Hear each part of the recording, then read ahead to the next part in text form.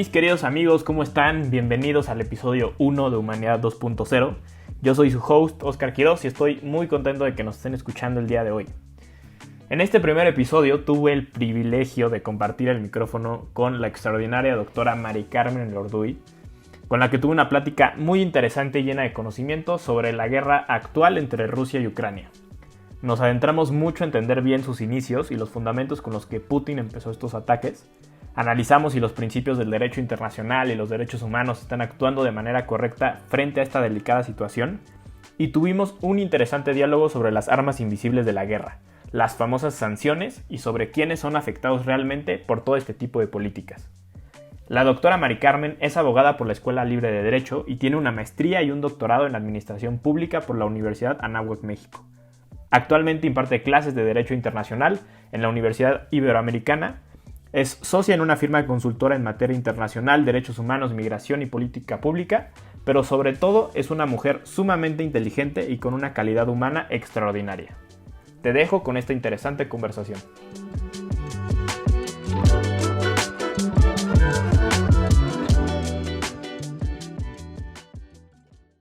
Mari Carmen, ¿cómo estás? Bienvenida a Humanidad 2.0. Qué gusto tenerte con nosotros en este episodio número 1 de este nuevo proyecto. Bienvenida. Muchas gracias, Oscar. Al contrario, el gusto es todo mío, el poder compartir este espacio contigo y con tu audiencia. Qué gusto, qué gusto. Oye, platícanos un poquito de ti. ¿A qué te dedicas? ¿Qué haces? Y un poquito también de por qué decidiste tomar el camino que tomaste. Claro que sí, Oscar. Mira, pues yo soy abogada, egresada de la Escuela Libre de Derecho. Tengo ya varios años en ejercicio de la profesión. Soy también maestra y doctora en Administración Pública por la Universidad de Anáhuac, México Norte, y pues mi pasión ha sido la docencia fundamentalmente. Me he dedicado durante pues ya cerca de 25 años a la docencia. He tenido la posibilidad de compartir el aula en diferentes universidades. Fundamentalmente estuve muchos años en la Universidad de Anáhuac, México Norte. También en la Escuela Libre de Derecho estuve como profesora invitada en un doctorado y actualmente doy clases en la Universidad Iberoamericana, Campus Ciudad de México. Mis áreas fundamentalmente son la de Derecho Internacional, el Derecho Internacional Público, la verdad es que es mi pasión. Y junto con la docencia, pues esto lo combino con trabajo profesional. Fundamentalmente he tenido experiencia en administración pública, también en despachos, pero desde hace ya algún tiempo me dedico a la consultoría. Tengo 2 socios y nos dedicamos fundamentalmente a dar consultorías en materia de derecho internacional, derechos humanos, política pública, en temas migratorios. Y bueno, pues eso es básicamente lo que hago desde el aspecto profesional. Súper, súper, qué interesante. ¿Y por qué? O sea, un poquito, no sé si nos puedas explicar o contar, a lo mejor hay una historia de por qué decidiste como tomar este camino. O sea, ¿qué fue lo que te llamó la atención de empezar a irte por aquí? Fíjate que ser abogada, pues es algo que, yo creo que desde que tengo memoria lo quise hacer, ¿no? Desde muy chica me llamó mucho la atención las áreas de humanidades. Siempre tuve la duda con respecto a si estudiar Derecho o estudiar Relaciones Internacionales. Y bueno, finalmente me decidí por el Derecho, aunque siempre los temas internacionales me llamaron muchísimo la atención. Cuando terminé la carrera estuve trabajando un tiempo en Administración Pública y posteriormente, pues cuando nació mi hijo, que hoy tiene ya 25 años, pues me salí de la administración pública. Es muy difícil hacer compatible un horario en gobierno con la crianza de un hijo y empecé a dar clases. Tuve la oportunidad de entrar muy joven, tendría unos 25 años, a la Universidad de Anáhuac a dar clases y empecé dando clases de lo que era mi área de especialidad, que era el derecho administrativo, fundamentalmente todos los temas relacionados con gobierno. Y estando en la Anáhuac surgió la oportunidad de dar Derecho Internacional y bueno, pues la verdad es que revivió hizo nacer en una pasión tremenda por el Derecho Internacional y de eso te digo fue hace ya 25 años que me fui enfocando a esa área del conocimiento. Tengo también algo publicado, investigaciones en materia de Derecho Internacional. Y también posteriormente, por algunas cuestiones de la planeación académica en la Anáhuac, Después empecé a ver derechos humanos, que también es un tema que yo ya había explorado mucho. Por ejemplo, en mi doctorado, mi línea de investigación en el doctorado era el tema de derechos de las comunidades migrantes en nuestro país, específicamente su posibilidad o la posibilidad que tienen los grupos, los migrantes en tránsito que se encuentran en nuestro país o que van camino hacia Estados Unidos, de acceder a alimentos, ¿no? De repente, muchos, cuando vemos pues esta situación que es una realidad en el país de la migración, eh, pues nos planteamos, bueno, la violación a los derechos que ellos sufren en cuanto a que no tienen acceso a la justicia, en cuanto a que sufren daños en su integridad física, en que son detenidos, en que no son objetos de protección internacional, y todos asumimos o partimos de la base de que el migrante come y no necesariamente come, ¿no? Y entonces yo me enfoqué a esa línea de investigación y creo que fue un punto muy importante porque me permitió vincular estas dos áreas, el tema de los derechos humanos y el tema del derecho internacional. Y es algo que pues a mí me ha llamado mucho la atención, es un tema muy fuerte, es una realidad terrible, no solamente en nuestro país, sino en el mundo, y que me ha permitido vincularlo no solamente con lo académico, sino también con lo profesional, teniendo la oportunidad de asesorar a instancias de gobierno en el manejo de esta temática. Entonces, básicamente es eso, Oscar. Oye, pues justo tengo entendido que eres como de las más grandes expertas que tiene nuestro país en derecho internacional y derecho internacional humanitario. Y justo estaba leyendo una nota con todo lo que está pasando ahorita en el conflicto de la guerra de Ucrania, que actualmente existen más de 6 millones de ucranianos que han huido de su país. Miles de muertos y afectaciones de todo tipo pues a las personas, ¿no? Quería que nos platicaras un poquito, ya entrando en tema, cómo es que el derecho internacional protege o puede llegar a proteger a todas estas personas. Hijo, fíjate, tocas un tema bien importante, Oscar, porque esa es una situación que me pasa mucho en clase. Siempre que empiezo a dar la materia de Derecho Internacional, lo primero que tengo o que busco lograr con los alumnos es que ellos se hagan conscientes de que el Derecho Internacional es una materia viva. Es una materia que constantemente pues se está presentando en el mundo real, y pues el semestre pasado tuve la oportunidad, la desafortunada oportunidad, de que la guerra de Ucrania les demostrara esto a los alumnos. La realidad es que en una situación como la que actualmente se vive en Ucrania, pareciera que el derecho no está presente, y el derecho está presente en absolutamente todo, específicamente, como tú lo mencionabas, el derecho internacional y el derecho internacional humanitario. Aquí creo que es bien importante que establezcamos algo, ¿no? El derecho internacional tradicionalmente tenía en su centro al Estado, ¿no? El Estado como el sujeto fundamental de protección por parte o de regulación por parte del derecho internacional. A partir de la Segunda Guerra Mundial y las terribles atrocidades que todos conocemos sucedieron en la Segunda Guerra Mundial, el derecho internacional volteó la vista hacia la persona. Y hoy la tendencia en el ámbito internacional es a poner en el centro del derecho internacional a la persona y la protección del individuo. En este sentido, podríamos decir que existen tres grandes vertientes dentro del derecho internacional que buscan proteger a la persona. El derecho internacional de los derechos humanos, que aplica tanto en tiempos de guerra como en tiempos de paz, y que lo que busca es proteger los derechos fundamentales de las personas desde una instancia internacional, no únicamente desde una instancia interna. El derecho internacional de los refugiados, que esto también aplica en tiempos de guerra o en tiempos de paz, y que ha sido pues una situación que es muy visible para todos, ¿no? El problema de las personas que, dadas ciertas circunstancias que viven en su lugar de origen, pues tienen que huir buscando esa protección en otros países. Y específicamente, para lo que hace en este caso al derecho a la situación en Ucrania, el derecho internacional humanitario, que dicho en palabras llanas, es el tema de los derechos humanos en tiempos de guerra, los derechos humanos en una guerra.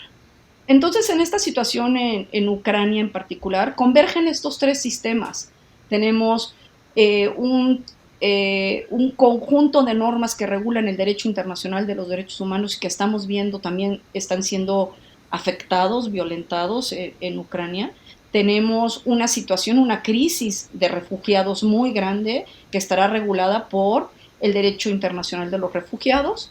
Y finalmente el conflicto armado como tal y la protección a los civiles y a las víctimas de este conflicto armado, que está regulado por este derecho internacional humanitario, que van a establecer los parámetros de lo que debe de ser y lo que no debe de ser en una guerra. Yo cuando platico de este tema con mis alumnos, siempre parto de una frase que parece muy coloquial, pero que creo que nos permite ubicarnos perfectamente bien y que asumo tú la conoces, Oscar. Hay quien dice que en la guerra y en el amor todo se vale. Y yo les digo a mis alumnos que no es así. Que en el amor probablemente todo se vale, pero en la guerra no todo se vale. Y que nos va a establecer ese parámetro de qué se vale y qué no se vale en una guerra es precisamente el derecho internacional humanitario. Pero ahí cómo me interesa mucho ese tema porque ¿cómo puedes asegurarte que por más principios que haya y esta parte de derechos y instituciones que regulen todo este tipo de cosas cuando haya una guerra, que justo no llegue una persona que pues se los pase por el arco del triunfo, o sea, que no le importen este tipo de cosas que según yo y por lo que entiendo es lo que está pasando, ¿no? Como que existen todos estos derechos y principios del derecho internacional humanitario, que pues a Putin y a su gobierno y a la guerra le está valiendo un cacahuate, ¿no? O sea, como que no les importa y los están violentando, ¿no? O sea, ¿qué te asegura que eso puede, o sea, que siempre que hay una guerra está eso y cómo se puede actuar frente a esa situación, ¿no? Mira, se va a oír espantoso lo que te digo, nada te lo asegura. La realidad es que el derecho internacional humanitario establece ese mínimo de parámetro o señala ese parámetro de lo que debe de ser. No olvidemos que el derecho es la ciencia del deber ser, no es la ciencia del ser. Entonces, nada garantiza que el hecho de que existan normas va a evitar que estos sucesos se den o que inclusive estas normas sean violentadas. Pero esto, pues desafortunadamente, es pues, propio de la naturaleza humana. No es exclusivo del derecho internacional. Es una de las grandes críticas del derecho internacional, que te dicen, pues es que no sirve para nada. Rusia, Estados Unidos constantemente están violando las normas. Sí, pero si nosotros vemos la cantidad de situaciones en las cuales el derecho internacional es acatado y sirve para evitar mayores conflictos o para regular situaciones contra las que no, pues podríamos decir que son excepcionales. Lo mismo sucede a nivel interno. El hecho de que esté tipificado el homicidio no impide que se den los homicidios. Sin duda va a ser un parámetro, no tanto para evitar, sino yo lo veo como para contener y sobre todo para sancionar. Eso es bien importante y esto fue algo que quedó muy claro a raíz de la Segunda Guerra Mundial. En la Segunda Guerra Mundial la humanidad le tocó presenciar atrocidades nunca antes vistas. Y el mensaje que buscaban enviar, por ejemplo, los aliados a través de los tribunales de Nuremberg o de los tribunales de Tokio, fue decir, esto no puede quedar impune. Claro. Estas conductas no pueden quedar impunes porque el mensaje que se manda es terrible. Un poco lo que sucede tristemente, por ejemplo, en nuestro país. ¿Cuántas conductas ilícitas vemos que quedan impunes? Y entonces el mensaje que se manda es, tú puedes seguirlo haciendo, ¿no? No pasa nada. Entonces, mira, por ejemplo, el derecho internacional humanitario encuentra su mayor regulación en lo que se conocen como las convenciones de Ginebra, que son de 1949. Tiene 2 protocolos adicionales del 77. ¿Por qué 1949? La Segunda Guerra Mundial concluye en 1945. En esos años, entre el 45 y el 49, se juzgan los crímenes de guerra en Nuremberg por el Partido Nacional Socialista Alemán y en Tokio por los cometidos por Japón en la Segunda Guerra Mundial. Y se marca un antes y un después. Se dice estas conductas no están permitidas. Y yo soy de la idea que si bien, como tú lo dices, a Putin le ha valido un cacahuate, sí y no. Sí y no, ¿por qué? Porque no ha ido más allá, porque no ha utilizado armas de destrucción masiva, precisamente porque sabe lo que esto implica, lo que esto acarrea. Y que esto va a acarrear consecuencias jurídicas muy importantes, te lo puedo asegurar. Hoy por hoy, los mecanismos de derecho internacional están puestos en marcha, algunos muy limitados, como es el Consejo de Seguridad, por su misma conformación, otros con un poco más de, digamos, de movimiento, como es, o sea, por ejemplo, a estas alturas, Ucrania ya tiene demandado a Rusia ante la Corte Internacional de Justicia. La Corte Penal Internacional, que conoce de crímenes de guerra, del crimen de genocidio, de crímenes de lesa humanidad, está ya en un estudio preliminar para eventualmente juzgar estas conductas. Y esta semana, o sea, te digo, hace 3 días, un tribunal ucraniano está sometiendo a juicio a un soldado ruso que admitió ya haber cometido un crimen de guerra, haber matado a un civil de 62 años, y admitió ya esto. Entonces empezamos a ver cómo se pone ya en marcha los mecanismos de justicia internacional e interna tendientes a sancionar estas conductas. Si bien me queda claro que esta guerra está demostrando violaciones flagrantes al derecho internacional, o sea, desde la forma en la que Rusia ataca a Ucrania sin ninguna justificación desde el punto de vista del derecho internacional, me queda claro que la regulación que existe ha podido contener de cierta forma el nivel de agresión que se ha dado y evidentemente tendrá que generar consecuencias. No es, se va a oír horrible, pero bueno, ¿es perfecto el derecho internacional? No, no es perfecto. ¿Es perfectible? Sí, sin duda es perfectible. ¿Es suficiente con lo que tenemos? Bueno, estas guerras nos están demostrando que muy probablemente no, que hay mucho más que se tiene que hacer al respecto. Que hoy el Consejo de Seguridad de Naciones Unidas está atado de manos precisamente por la manera en la que se conformó, por priorizar los derechos o los intereses de los vencedores de la guerra, de una justicia de los vencedores, sí, sin duda, hoy le está revirtiendo al mundo y al Consejo de Seguridad el haberle dado a estos 5 miembros permanentes del Consejo pues las facultades de veto que hoy tiene al Consejo de Seguridad atado, porque Rusia, que tiene ese derecho de veto, pues está limitando muchas de las resoluciones que puede tomar el Consejo de Seguridad. Es fuerte, pero pues así es, ¿no? Sí, es la realidad, ¿no? Y al final. Y como dices, creo que al final no todos los sistemas son perfectibles, entonces como que es justo ir aprendiendo de lo que está pasando y de las nuevas situaciones. Al final creo que a lo mejor no se había como tenido la especulación de una guerra tan grande pues desde la misma Segunda Guerra Mundial, ¿no? Entonces... Es la guerra más grande que ha habido en Europa desde la Segunda Guerra Mundial. Justo. Entonces, pues es realmente probar si todos los sistemas que se crearon, ¿no? En ese momento, pues funcionan o no y cómo pueden ir avanzando desde ahí. Y cómo reajustarlos, ¿verdad? Porque, mira, esta temática en particular del Consejo de Seguridad y su conformación, pues durante mucho tiempo ha generado inquietud en el sentido de decir, es que, a ver, en el momento en que uno de estos 5 miembros permanentes del Consejo de Seguridad vete la resolución, no podemos hacer nada. Y pues no se ha hecho nada por democratizar ese órgano de Naciones Unidas y quitarle ese poder tan amplio que tienen esos 5 permanentes, y pues hoy la misma organización se está viendo atada de manos ante esta situación. Sí, justo.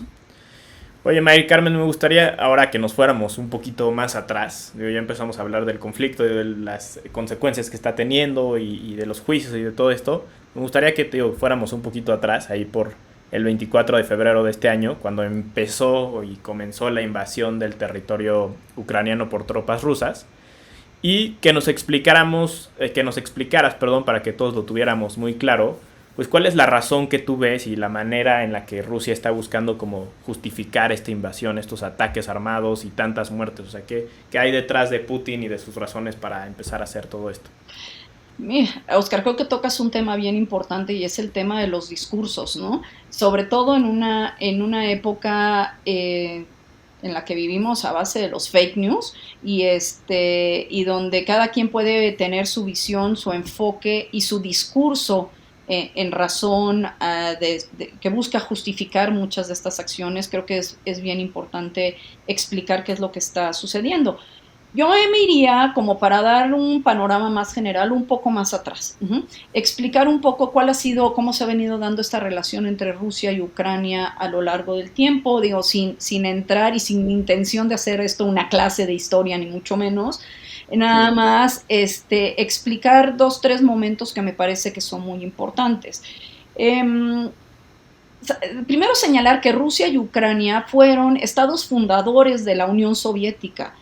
La Unión Soviética surge a raíz de la Revolución Rusa, digamos que en 1922 más o menos, terminada esta Revolución Rusa, muchas repúblicas hoy exsoviéticas deciden integrarse en un solo gran bloque que se conoce como la Unión Soviética, la Unión de Repúblicas Soviéticas Socialistas. Entonces, repúblicas que si bien tenían características culturales, étnicas, históricas similares, eran diferentes, eran independientes y que se integran en este gran país que se llamaba la Unión Soviética. De esta manera, Ucrania jugaba un papel muy importante. Si bien todo el poderío político se encontraba centrado fundamentalmente en Rusia, Ucrania te jugaba un papel muy importante. ¿Por qué? Porque no sé si tú sepas, pero a Ucrania se le conoce como el granero del mundo.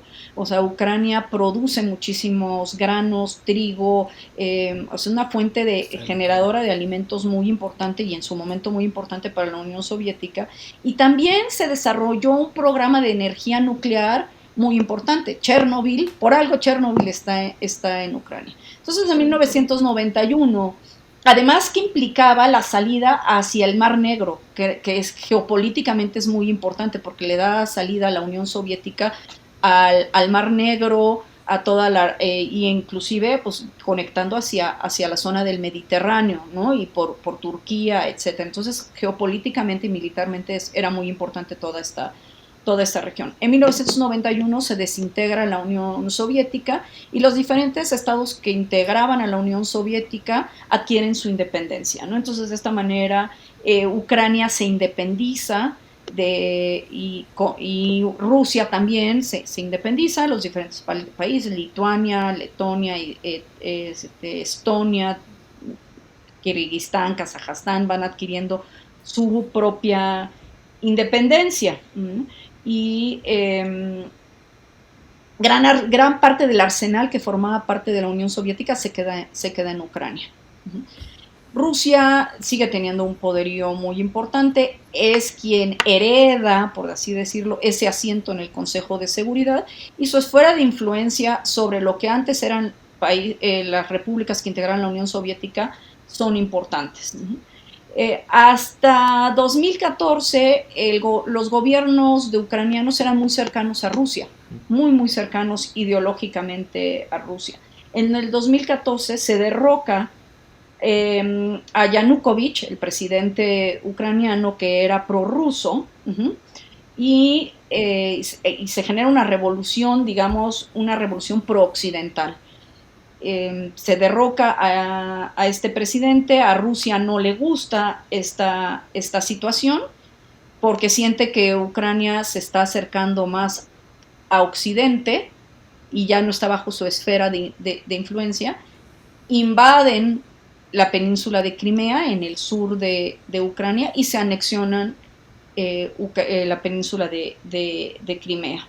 Y además promueven la independencia, una guerra secesionista de 2 regiones en el sureste de Ucrania, que están en la región del Donbass, Lugansk y Donetsk, que tienen un porcentaje muy alto de población rusófona, que se sienten muy cercanos y muy vinculados a los rusos y que estaban buscando su independencia, impulsados, promovidos y ayudados militarmente por los rusos.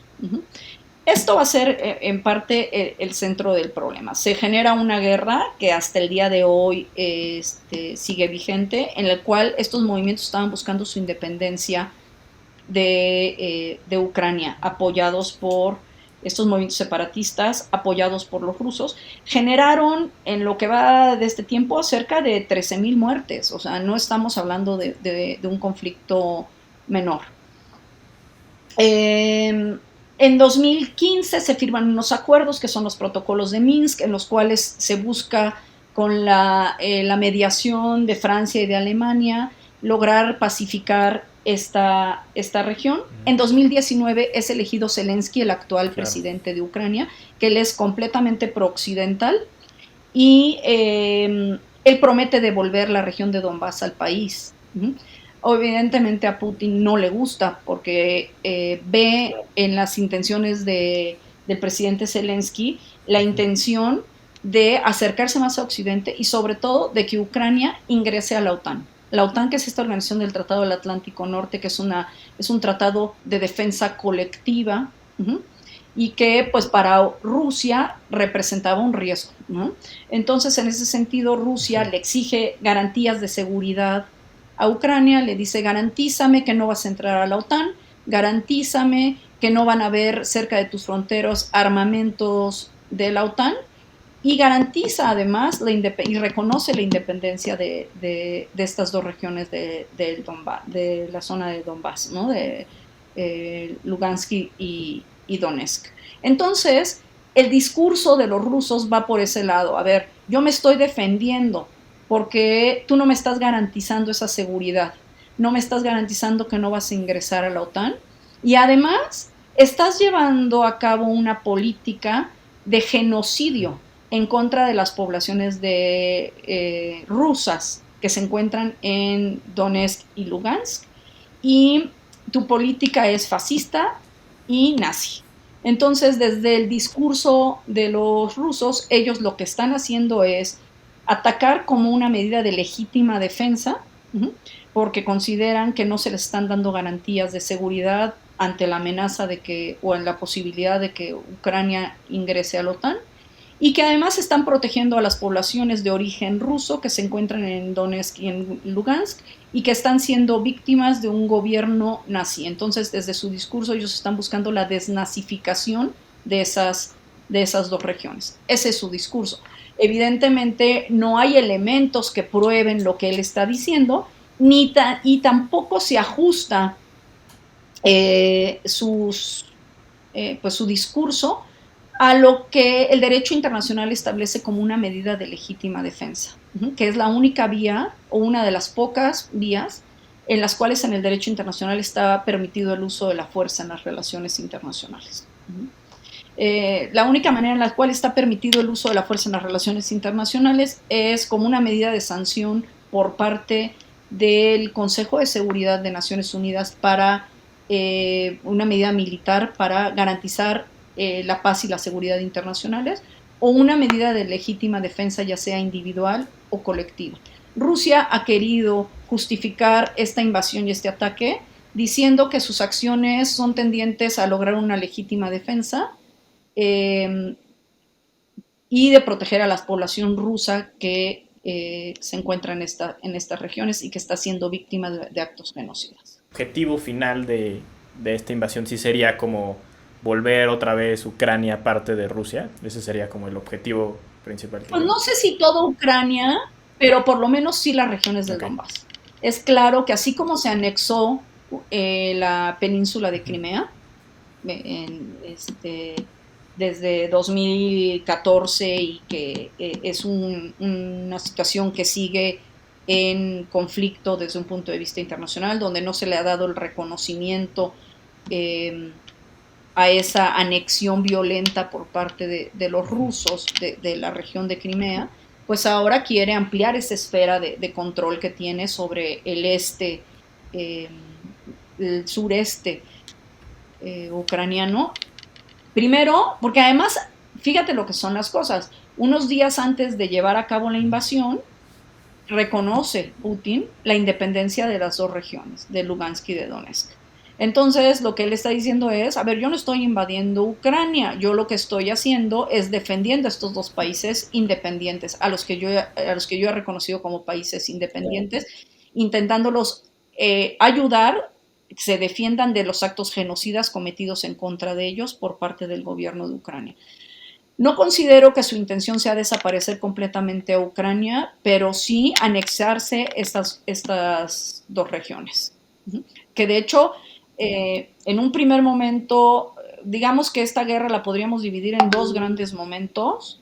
este primer ataque o esta primera incursión en la cual, pues desde mi punto de vista fue muy ambiciosa por parte de Rusia, atacó Kiev, etcétera, y que pues, no les fue muy bien, y de ahí tuvieron que replegarse y centrarse únicamente en estas dos regiones del este, con la intención de controlarlas, de dominarlas, para posteriormente reconocerles la independencia ya de facto, no de jure, y anexárselas, integrarlas a la Federación Rusa. Ya, ya. Me parece interesante, justo estuve como leyendo ahí un poco más sobre justo las mismas razones y por qué Putin como que quería tanto, o sea, como que fundamentaba, ¿no? Esta parte de la invasión y encontré por ahí un artículo escrito por el mismo Putin que se llama Sobre la unidad histórica de rusos y ucranianos y encontré una frase que me llamó mucho la atención que dice comparten el mismo espacio histórico y espiritual, ¿no?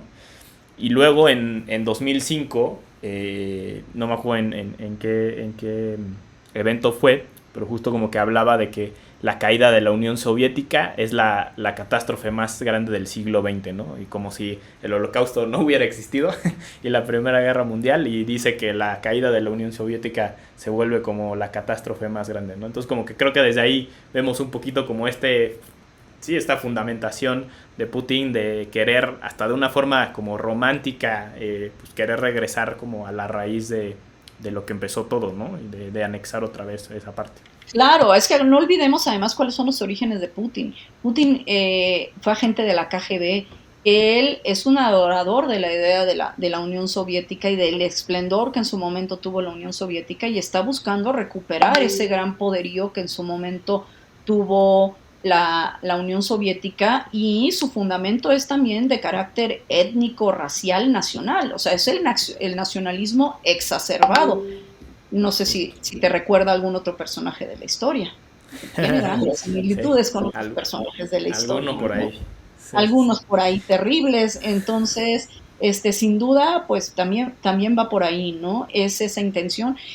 Y es curioso porque las poblaciones, las personas de edades avanzadas, digamos de 50, 60, 70 años, que viven en estas regiones de Donetsk, de Lugansk, que a ellos les tocó vivir en la Unión Soviética, muchos de ellos añoran esa idea del mundo soviético, y es parte de esta población que no podemos dejar de ver y que sí viven en estas regiones y son prorrusos. O sea, hay una parte importante de la población, sobre todo generaciones de más edad, que sí apoyan esta situación, ¿no? Y las acciones llevadas a cabo por los rusos. Mari Carmen, existe ahorita una como especie de arma invisible muy diferente a la que tal vez pues como que estábamos acostumbrados, a lo mejor no yo, pero nuestros abuelos o así como acostumbrados a ver, a los que los países como que están volteando mucho a ver como para como llevar esta guerra de tanques y de disparos a una guerra como que pues solo es posible gracias a este mundo tan global e interconectado que tenemos ahorita y llevarla como una guerra un poco más como económica, ¿no? Las llamadas sanciones que se están aplicando y de la que prendemos las noticias y como que todo el tiempo se están escuchando ahí, ¿no? Las escuchamos justo pues en la radio, en la televisión y pareciera pues que todo se trata casi casi sobre eso, ¿no?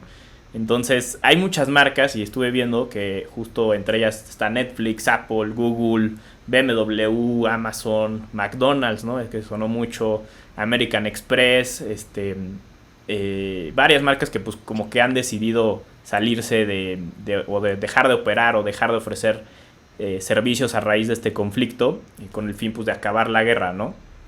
No sé si nos pudieras justo como explicar un poquito qué son estas sanciones, ¿no? Cuáles han sido, cuál es el objetivo que tienen y pues realmente saber si están ayudando o no a acabar con la guerra, ¿no? Sí, mira, creo que tocas un tema bien importante, Oscar. Mira, casualmente, como yo te decía, las acciones que se pueden, o tendientes a evitar que actos como este pongan en riesgo la paz y la seguridad internacionales, han llevado a que organismos internacionales, específicamente Naciones Unidas, aplique una serie de medidas, tanto militares como no militares, para evitar o para garantizar ese mantenimiento de la paz y la seguridad internacionales. De esta forma, una de las medidas no militares son las sanciones de carácter económico, bloqueos, no solamente en cuanto a como lo que tú señalas, que algunos estados le han dejado de comprar gas, por ejemplo, a Rusia, se han congelado los activos del Banco Central ruso, etcétera, sino también ruptura de relaciones diplomáticas. Y estas sanciones, pues, digamos, pueden ir increciendo, ¿no? O sea, hay desde menor escala hasta sanciones más grandes. Y en esa medida, las sanciones económicas buscan precisamente desincentivar las acciones violatorias del derecho internacional como las guerras de agresión que se están llevando a cabo. Esto no es algo nuevo. Rusia está sancionado desde 2014, desde que se anexó Crimea, ha sido objeto de muchísimas sanciones. Le ganaba a Irán. Irán tenía muchísimas sanciones también por financiar actos terroristas, por darle protección a movimientos terroristas, etcétera. Hoy Rusia acarrea más de 6,000 sanciones. Ese país tiene el nada honroso primer lugar en cuanto a países con sanciones de carácter económico. Las sanciones de carácter económico, digamos que también tienen pues su parte muy cuestionable, porque aquí tenemos que ver hacia quién va dirigida la sanción. Muchas de estas sanciones, si bien entendemos que pues, son medidas necesarias para desincentivar estos actos de agresión, pues quien termina sufriendo la repercusión de la sanción económica no es el Estado, no va a ser Putin. Putin va a comer 3 veces al día. Putin va a tener jabón, shampoo, papel de baño, no le va a hacer falta electricidad, no le va a hacer falta, no va a pasar frío en el invierno, absolutamente nada. Muchas de estas sanciones a quien le pegan es a la población civil, sobre todo, pues, digamos, a las clases medias, a las clases bajas, que ven afectado de una manera muy importante, pues su vida, ¿no? Su día a día, que ya no tienen acceso, que ven su moneda devaluada, que por ejemplo muchos prestadores de servicios financieros como Visa, American Express, etcétera, se han ido de Rusia. Entonces, ¿cómo accedes a dinero? ¿No? ¿Cómo puedes tener efectivo?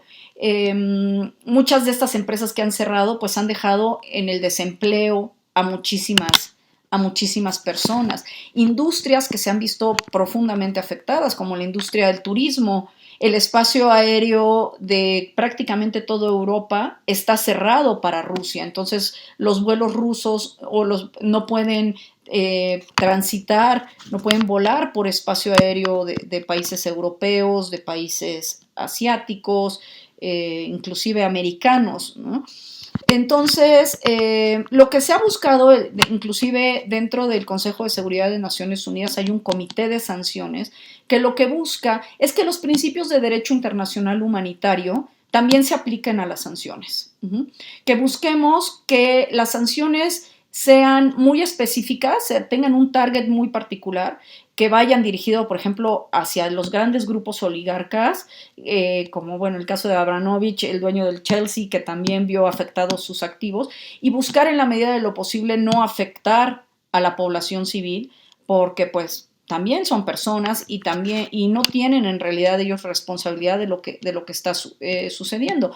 Muchas de las medidas que se están tomando implican, por ejemplo, cancelación de visas o de permisos de viaje, congelación de activos de gente cercana a Putin, del mismo Putin, de los grandes oligarcas dueños de empresas petroleras, de gas, etcétera, rusos, cancelación de algunos proyectos. Alemania canceló un proyecto de un gasoducto, y si bien pues se busca que las sanciones sean proporcionales, que haya un principio de distinción, que no afecte a la población civil, pues suele ser complicado. Pero aquí no podemos perder de vista, porque muchas veces nosotros estamos enfocados, y es lógico, en los daños que está sufriendo la población civil en Ucrania, pero que este conflicto también afecta al ruso de pie, ¿no?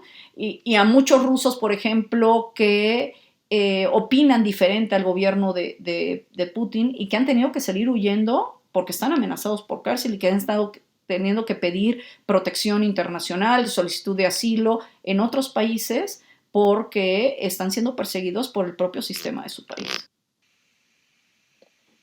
Oye, Mari Carmen, y pues todos estos, sí, todas estas sanciones que se están aplicando, justo también veía que el SWIFT, este como sistema interbancario que se usa para transferir dinero entre países, también quitó a los bancos rusos de ahí. Pues como decías, ¿no? Todos los millonarios y billonarios de Rusia tienen estas cuentas congeladas y como que un poco el fin es como a lo mejor crear esta presión en Putin, ¿no? O sea, que esas personas que igual y tienen más influencia, pues puedan realmente como hacer algún tipo de presión sobre el gobierno para acabar esto de una forma muchísimo más rápida y pues en son de paz, ¿no? Entonces, tú, desde tu punto de vista, ¿crees que estas acciones, estas sanciones están funcionando realmente? O sea, ¿crees que sí están teniendo alguna consecuencia en ya lo que estamos viendo ahorita? Mira, es difícil saberlo, o sea, sin duda deben de estar impactando, hay datos duros, criterios macroeconómicos que lo demuestran, o sea, el rublo, el valor del rublo ha caído de manera estrepitosa frente al dólar. Sin duda, esto ha mermado y ha golpeado la economía rusa. No obstante, no creo que por el momento sea un mecanismo que haga que la guerra termine de manera inmediata. La verdad es que esta guerra se ha extendido en el tiempo mucho más de lo que se suponía o se esperaba, ¿no? Eh, Desafortunadamente, por lo que hace a las cuestiones de la guerra, Rusia tiene una cuestión a su favor muy grande y es que es el principal proveedor de gas natural hacia Europa. Uh-huh. Europa no puede prescindir del gas ruso y en ese sentido, pues ahí tiene un elemento muy a su favor. Tan estas sanciones han impactado que Putin estableció, o Rusia estableció, que quien les compre gas tiene que pagarlo en rublos, ¿no? Como una manera de Mm. fortalecer también a su moneda. O sea, no dudo que está impactando, me queda clarísimo que sí está impactando. El problema es qué tanto estas medidas o cuánto tiempo van a tardar para que el impacto realmente lleve a Rusia a plantearse el hacer un retiro de tropas del territorio y a qué costo. Aquí lo más importante es a qué costo, porque sin lugar a dudas los que van a sufrir y están sufriendo de una manera importante es la población rusa, sobre todo los grupos más vulnerables, ¿no? Que son los que siempre en estas circunstancias pues ven más mermadas sus posibilidades, sus ingresos. Ahora, también están tratando de contrarrestar esto con un discurso patriótico, mencionando que Rusia está bajo ataque y, bueno, los rusos son muy patriotas en ese sentido y además pues tienen ya años aguantando unas sanciones económicas importantes por la invasión a Crimea. Entonces se ve difícil, o yo por lo menos veo difícil que por el momento sean determinantes esas sanciones, pero se tiene que hacer, o sea, vaya, no puede no hacerse, no puede el mundo dejar de sancionar a Rusia. Increíblemente, países como Francia, inclusive la Unión Europea como bloque, Canadá, han impuesto sanciones más severas que el mismo Estados Unidos. Wow. Sí, pues creo que ahí justo como que se ve realmente, ¿no? Las consecuencias. Y como dices, a lo mejor son no tan de ahorita que termine la guerra en este momento, sino son como esa acumulación de sanciones y de acciones que en un futuro pues ya van a hacer que pues termine, ¿no? Sí, no, y Eh, además ahorita no vemos afectado, por ejemplo, el abasto de medicamentos, el abasto de alimentos. Ujú. Va a llegar un momento en el que la población ya no pueda acceder a alimentos, ya no pueda acceder o haya una carestía de medicamento, y pues esto sí va a crear una crisis humanitaria importante, que ya la vemos en Ucrania, sí, sin duda, Ucrania está pasando por una crisis humanitaria ya muy seria pero que también podemos verla como consecuencia de las sanciones en la población rusa. ya. Y hablando como justo de lo que puede llegar a pasar a futuro, y a lo mejor poniéndonos un poco más eh, sí, como idealistas. Desde tu punto de vista también me gustaría saber cómo crees que esta situación pueda llegar a seguir escalando como a niveles más grandes o las noticias amarillistas que lo plantean como el inicio de la Tercera Guerra Mundial. O sea, ¿cuál es como tu perspectiva frente a eso? Mira, pues esperemos que no.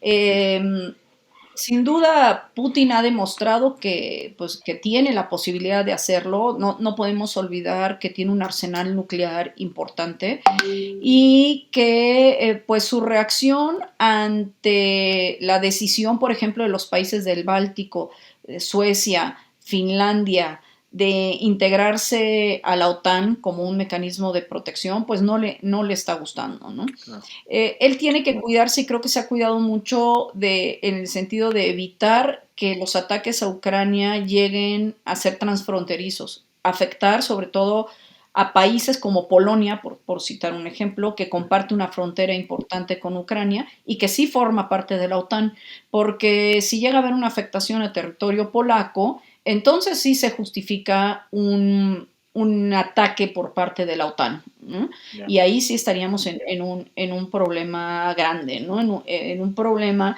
que si bien está contenido dentro de las fronteras de Ucrania, pues puede detonar en un problema más grande. Hoy, por ejemplo, Rusia menciona, o sea, porque no podemos perder de vista que la OTAN sí está apoyando a Ucrania. O sea, Ujú. no está movilizando tropas, pero sí ha enviado armamento, sí ha enviado ayuda de carácter económico, como una medida de legítima defensa colectiva, porque claramente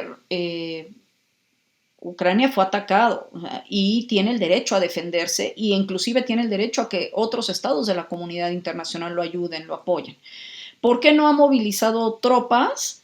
Primero, pues bajo el argumento de que no son parte de la OTAN, entonces estos países que forman parte de la OTAN no están obligados convencionalmente a través de un tratado internacional de hacerlo. Le han brindado este apoyo a través de armamento, a través de ayuda económica, de ayuda humanitaria, que Rusia lo ha interpretado como lo que se conoce como una guerra proxy. No sé si tú has escuchado, Oscar, lo que es el término de una guerra proxy. No, no. Eh, es una guerra a través de un tercer país. En la Guerra Fría, en los años 50, en el que el mundo estaba, digamos, dividido en estos dos grandes bloques que los veíamos perfectamente representados, por ejemplo, en las películas de James Bond, ¿verdad? Donde los Ujú. rusos siempre eran los enemigos, teníamos Ujú. este mundo dividido entre los rusos y los americanos, ¿no? Y se decía que era una guerra fría porque no se libró, o no hubo un solo balazo, ¿no? Nunca hubo un enfrentamiento directo entre rusos y americanos. No Ujú. obstante, sí hubieron algunos conflictos en diferentes regiones del mundo, por ejemplo, en Centroamérica, la guerra en Nicaragua, que fueron, pues digamos, guerras calientes pequeñas guerras calientes dentro de esta gran guerra fría, ¿no? Y en la cual estaban siendo los contras apoyados con armamento por parte de Estados Unidos y el gobierno nicaragüense apoyado por los rusos. Entonces, ¿qué es lo que decían? En realidad sí se estaban enfrentando los americanos y los rusos, pero no directamente, sino a través de un tercer país. Entonces, hoy los rusos están hablando de esta guerra en Ucrania como una guerra proxy. Dice, en realidad sí nos estamos enfrentando a la OTAN, pero la OTAN no está dando la cara de frente. Están enfrentándonos a través de Ucrania, de un tercer Claro. estado. Entonces es también una forma en la que ellos están buscando justificar, sobre todo ante su pueblo, ante la población rusa, las acciones que ellos están llevando a cabo. Para ellos es muy importante contar con el apoyo del pueblo ruso porque como una manera y venderles este discurso de que ellos son las víctimas, de que ellos están siendo atacados, como un mecanismo también para que la gente aguante, porque sin duda va a empezar a mermar en su estilo de vida, en su economía, en su salud, en su acceso a alimentos, las sanciones que hoy se están imponiendo.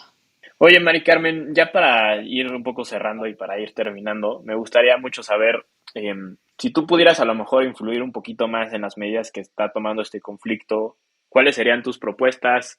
que te gustaría como, o las políticas a lo mejor que tú adoptarías para acabar de mejor forma esta guerra, que se esté haciendo bien y a lo mejor que no se esté haciendo bien y te gustaría cambiar o que sí seguirías haciendo?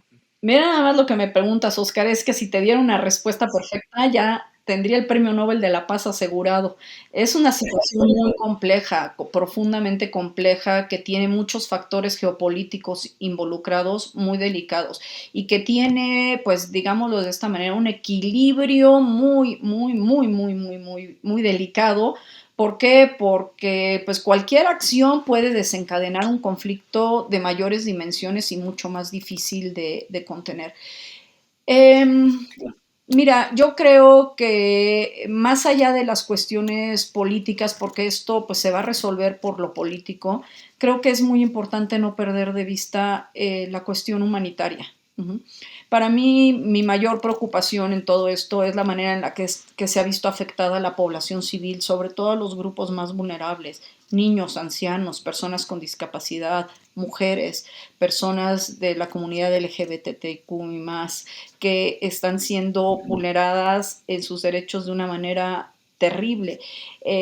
Se han ampliado brechas, la brecha de género se ha ampliado terriblemente y tenemos además que entender que esta es una problemática que no llega aislada a Ucrania, ¿no? Que viene precedida de una pandemia, que viene precedida de una guerra civil importante y pues que hoy viene a agravar terriblemente la situación. Entonces, yo creo que es muy importante que en la medida de lo posible, independientemente de las sanciones económicas que la comunidad internacional está imponiendo a Rusia, se brinde un apoyo de carácter humanitario. Uh-huh. Tú lo mencionabas al principio de la conversación, son ya cerca de 8 millones de ucranianos que han tenido que salir huyendo de su país de origen y que han solicitado protección internacional, cerca de 6, perdón, 8 millones en desplazamiento interno, que han tenido que mudar su residencia dentro de Ucrania y que están viendo afectados de una manera muy importante su posibilidad de acceso a alimentos, de acceso a medicamentos, de acceso a albergues y a otros derechos. Entonces, eh, yo creo que si bien la solución a esto pasa sin duda por lo económico, por lo político, al derecho le va a tocar, en particular, atender y enfocarse a atender el cumplimiento de estos principios de derecho internacional humanitario. No olvidarnos de los más vulnerables, no olvidarnos de los más necesitados. Ha habido una muy buena respuesta, sobre todo por parte de los países que colindan que tienen fronteras con Ucrania, ¿no? Moldavia, Polonia, Rumania y sobre todo y muchos de los países europeos que han abierto sus fronteras para recibir a refugiados, a personas en condición de refugio provenientes de Ucrania. ACNUR ha hecho un papel impresionante, ONU Derechos Humanos, ONU Mujeres, UNICEF, por atender la Organización Internacional para las Migraciones, para atender estas necesidades que se están generando, pero también, y sé que me estoy desviando un poco de lo que tú me preguntas y me desvío porque la realidad es que es muy difícil poder decir qué sería lo óptimo, pero la realidad es que lo óptimo sería pues, que esto acabara, ¿verdad? Que Rusia reculara y que Rusia regresara a sus fronteras, la verdad es que lo veo sumamente complicado, por no decir imposible. Creo que esta es una guerra que se va a extender por un buen tiempo con consecuencias devastadoras. ¿Por qué? Porque hoy ya se están reportando crímenes de guerra, crímenes de lesa humanidad tremendos como como las matanzas en Bucha, como la toma de rehenes en Mariupol, en las cuales la comunidad internacional tiene que responder. Pero también en esa respuesta solidaria por parte de la comunidad internacional, pues ha salido a relucir una situación que a mí en lo particular me parece tremenda y que tenemos que tener muy presente, ¿no? Una política humanitaria muy racista, Una política migratoria y humanitaria desafortunadamente muy racista. ¿Por qué?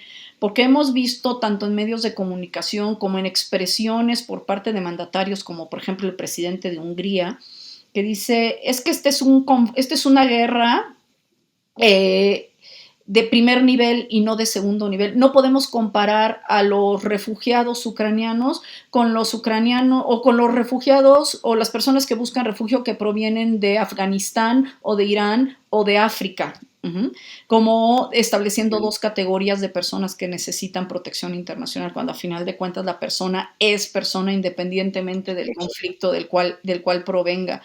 Y hemos visto acciones verdaderamente terribles. Por citarte un ejemplo, en la misma Ucrania hay una comunidad afroucraniana de personas de origen africano y que también se han visto afectados por la guerra y que cuando llegan a pedir protección internacional, refugio en Polonia, ven cerradas las fronteras, dicen los negros no pasan.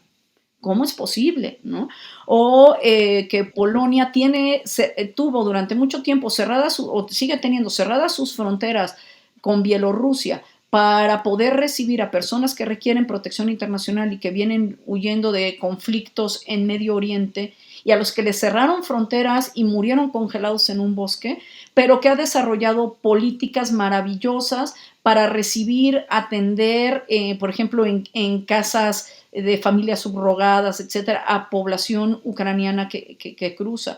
En nuestro mismo país, México no puede mantenerse ajeno a lo que está sucediendo, respaldado o abrigado en un concepto de no intervención, cuando está obligado por la Carta de Naciones Unidas, cuando está obligado a manifestarse, a promover la imposición inclusive de sanciones, pero lo vemos, México, que es antesala de Estados Unidos para mucha gente llega a México buscando cruzar hacia Estados Unidos en busca de esa protección internacional.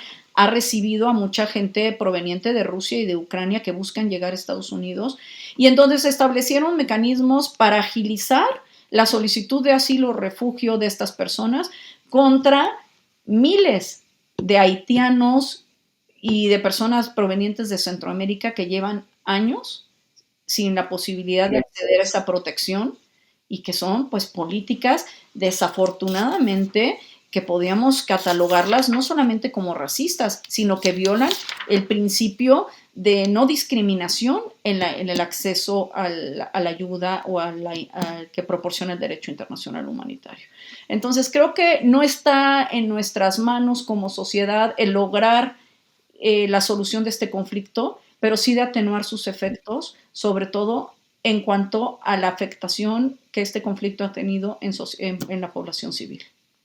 Claro, claro, y como dices al final, ¿no? O sea, como que realmente yo creo que eso es justo lo que vamos a estar intentando hacer en este podcast, como que realmente poner todos los hechos de lo que está pasando y las situaciones como para que justo la audiencia se cuestione mucho sobre si las decisiones que se están tomando están bien o no, ¿no? Y ya que cada quien tome sus conclusiones, pero como que mostrar la mayor cantidad de hechos posibles y pues ya que la gente tome su lado, ¿no?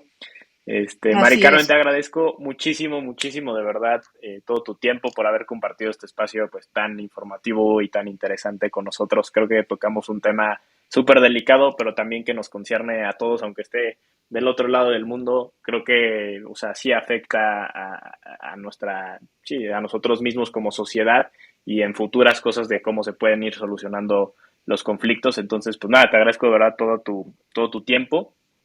Y nada más que ya para terminar, como que dónde te podría encontrar la gente, o sea, si alguien que escucha esto te quiere escribir o quiere comentar algún tema contigo, ¿dónde te puede encontrar? No, al contrario, Oscar, gracias a ti por el tiempo, por el espacio, por la posibilidad de acercarme a tu auditorio. Espero haber sido clara. Creo que sí, como bien mencionas tú, es un tema muy importante que nos concierne. El hecho de que estén a 10,000 kilómetros de distancia no quiere decir que no nos afecte.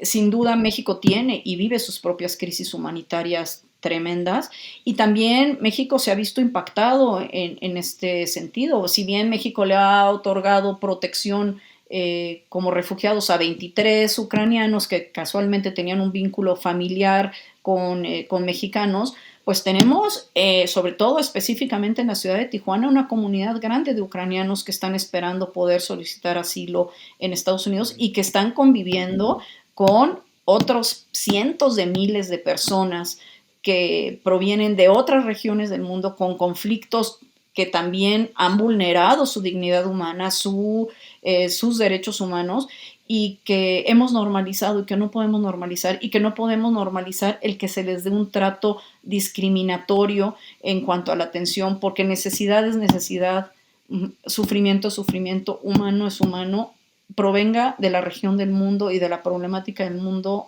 de la que provenga. Pues mira, Oscar, muchas gracias. Si quieres te proporciono mi correo electrónico y con muchísimo gusto a quien me quiera contactar y resolver cualquier duda, cualquier inquietud que tenga, lo haremos con mucho gusto. Es mcelorduy, como se escribe mi apellido, @yahoo.com.mx. Ahí me pueden contactar y con muchísimo gusto lo vemos. Excelente, perfecto, Mari Carmen. Sí. Pues otra vez, muchísimas gracias y mucho éxito. Muchísimas gracias, igualmente, Oscar, que estés muy bien.